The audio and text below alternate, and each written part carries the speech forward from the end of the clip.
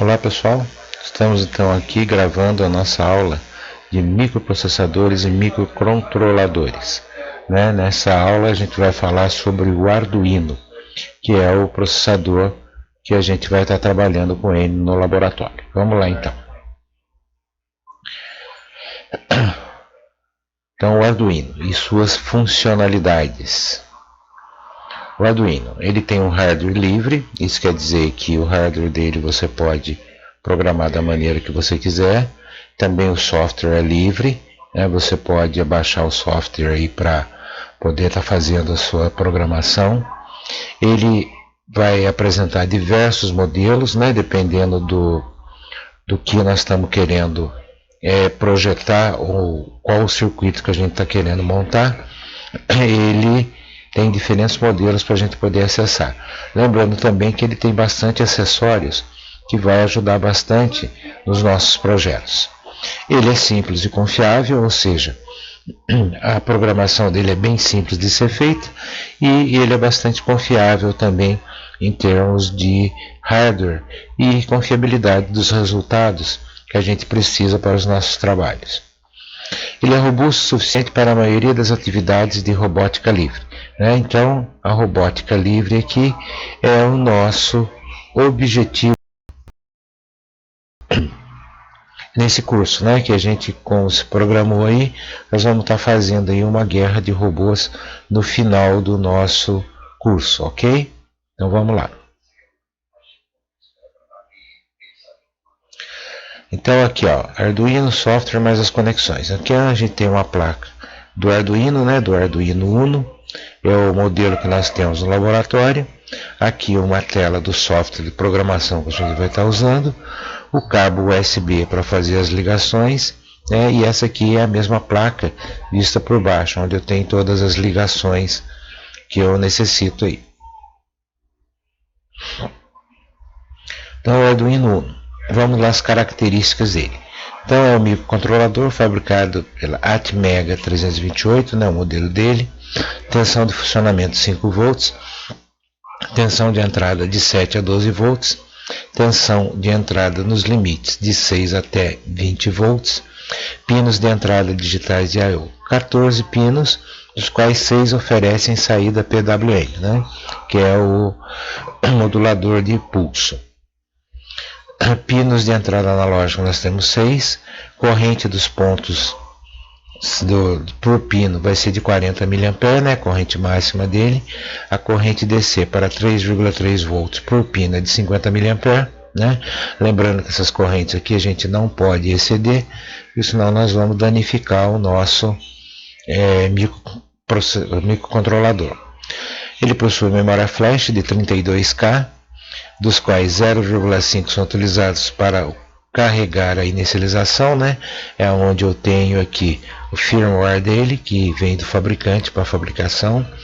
De memória RAM nós temos 2K, memória EEPROM nós temos 1K e a velocidade do relógio é de 16 megas. Então aqui a plaquinha do Arduino mostrando que o microcontrolador é essa parte aqui da placa, Então, caso queime o microcontrolador, a gente pode reutilizar a placa trocando somente o microcontrolador. Então aqui as características dele. Aqui nós temos GND, que é o terra, onde nós vamos colocar o negativo. Nós temos aqui as portas digitais, todas numeradas, aqui como a gente pode ver, de 0 até 13, que são 14 portas digitais. Nós temos as portas analógicas, de A0 até A5, são 6 portas que nós temos aqui. E aqui também nós temos o terra, o ground. Nós temos também aqui um botão de reset, toda vez que a gente for resetar o nosso sistema, nós vamos usar esse botão. Tem um conector do USB, que nós vamos fazer a ligação dele para o computador, para a gente poder transferir o programa para o controlador, e uma entrada de energia elétrica. Então aqui a configuração total dele, nós temos tudo aquilo que a gente acabou de falar, e aqui o microcontrolador Atmega 328P. O Arduino não funciona só. Não, por quê? Porque nós vamos precisar de vários periféricos nele para poder estar vendo o resultado do programa que a gente fez, para a gente poder conferir, né? Então nós temos aqui o software de programação. Então as ferramentas são do tipo Arduino com porta-com, né? Então aqui, ó, File, nós vamos ter o Verify, que compila o programa, né? O que é a compilação do programa? Nós vamos escrever as linhas de programa aqui, e para se tornar um programa executável, nós temos que fazer a compilação dele, né? E assim, para poder gravar no nosso controlador, e a partir daí poder fazer o programa rodar. O upload envia a programação para o Arduino. Então, quando a gente utilizar o upload aqui, a programação vai estar sendo enviada e carregada no Arduino. Aqui nós temos um monitor serial, né, que é o monitor de dados, e o stick, que é o palco de programação, ou seja, a tela onde nós vamos escrever nossas linhas de programa. Qual a eletrônica básica do Arduino, né? Então, o Arduino, ele vai trabalhar com fluxo de elétrons. Como nós sabemos que é um microcontrolador, ele vai trabalhar um pulso digital, ok? Então, um pulso digital, ou seja, em corrente contínua. A tensão ou voltagem é a diferença de potencial, ele depende de dois pontos do condutor, que é medida em volts, né? Isso a gente vai fazer no laboratório utilizando o multímetro. A corrente I é a quantidade de elétrons que passa por segundo no segmento do condutor, e a medida de A é em ampere, né? Então a gente vai medir a corrente em ampere. E a resistência R é a dificuldade oferecida pela passagem da corrente elétrica. Então isso aqui são os conceitos básicos de eletricidade que vocês já estudaram aí em eletricidade básica ou princípios de eletricidade e magnetismo. A lei de Ohm. O Arduino trabalha com tensão de 1,8 até 5,5 volts. A intensidade de corrente máxima é de aproximadamente 5 mA para 3 volts e 300 mA para 5 volts. Então, dependendo da tensão de entrada que a gente está usando aí, ele pode trabalhar até 50 mA ou até 300 mA. E para obtermos o valor da resistência do nosso circuito aqui, nós vamos utilizar a fórmula da lei de Ohm, né? Como está mostrado aqui, R igual a V sobre I. Então aqui, ó, o exemplo da aplicação da lei de Ohm.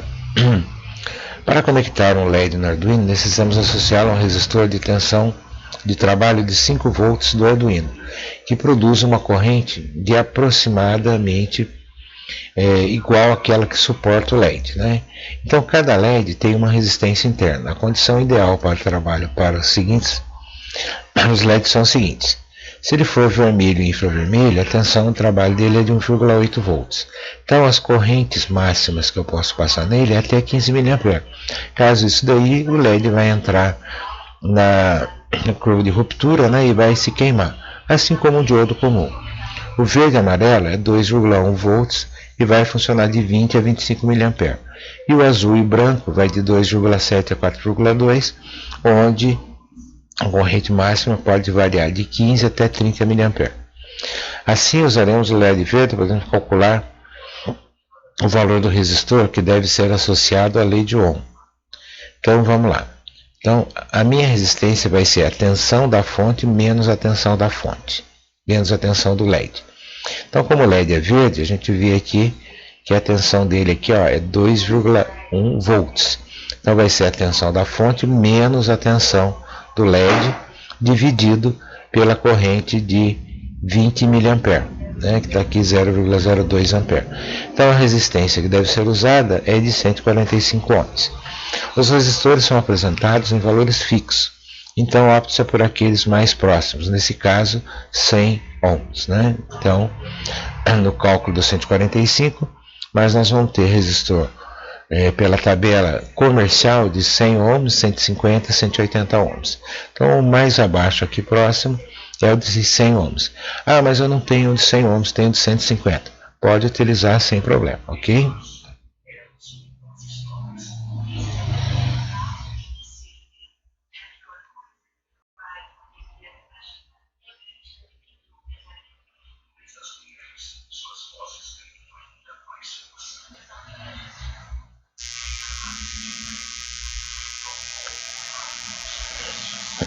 Então vamos lá, os LEDs. Os LEDs são diodos emissores de luz e pode ser um diodo e não uma lâmpada.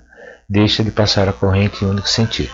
Então o LED vai passar a corrente sempre de anodo para catodo, né? Então do positivo para o negativo. Se a gente ligar o LED invertido, naturalmente o que vai acontecer? Ele não vai acender. E nós temos que observar o seguinte, que no LED a perninha dele, ou o terminal dele mais comprido, é sempre o anodo, o positivo. E o terminal menor é o negativo, o catodo, né? O LED RGB que tem as três cores básicas primitivas, né? Emite numa mesma peça cores de vermelho, verde e azul. E tem o formato da direita, né? Que é esse formato aqui. Os resistores, né? Para a gente identificar os resistores, né? Como a gente você já deve ter aprendido também nas aulas de eletricidade ou de princípios de eletricidade, nós temos uma tabela de cor para poder identificar cada um dos resistores. Então, a primeira faixa vai ser o primeiro número, a segunda faixa o segundo número, a terceira faixa é o fator de multiplicação, no caso da gente ter apenas duas primeiras faixas, né? E no caso, quando a gente tem 5 faixas, a terceira faixa é também um número de identificação. Nesse caso aqui, são normalmente resistores de precisão, ok? Normalmente nós vamos encontrar com 3 faixas aqui e mais a faixa de tolerância, né? Que dependendo da cor é a tolerância para mais e para menos que eu tenho em cada um dos resistores. Aqui também outra ferramenta que a gente vai utilizar bastante no laboratório é o protoboard, né? Então lembrando que o protoboard ele tem uma sequência de ligação, né? No caso aqui, dessas linhas verticais aqui, elas estão ligadas dessa maneira aqui, ó, ok? E as linhas horizontais, elas vão estar ligadas dessa maneira, ou seja, aqui, ó, essa linha tem contato com esses 5 pinos, porém não tem contatos com os pinos anteriores. Então isso é importante a gente saber para poder fazer a ligação dos nossos componentes. A mesma coisa acontece aqui, né, nessas linhas, ou seja, eles são ligados aqui e essa faixa não é ligada com essa. Normalmente a gente utiliza esses lados aqui para ligar a tensão positiva e a negativa. Então aqui algumas notas, né, de utilização do Arduino, né, onde que a gente pode encontrar o site mais informações sobre o Arduino, né. Recomendo que vocês deem uma pesquisada nesses sites aqui para poder ter uma visão melhor do Arduino em si, ok? Aqui é a bibliografia básica, né, que nós temos, inclusive está no nosso plano de ensino essa bibliografia. E a gente pode estar vendo lá vários projetos que a gente pode executar com o Arduino. E um deles é o que a gente já tem para fazer as nossas aulas de laboratório, ok? Bom, gente, então esse foi a nossa aula de hoje do Arduino, né? Vocês podem estar postando se tiver alguma questão, alguma informação que vocês precisem saber. É só vocês mandarem um e-mail para mim aí, que eu vou estar respondendo a pergunta de vocês, né? Lembrando que vocês podem mandar o e-mail através do AVA, ok?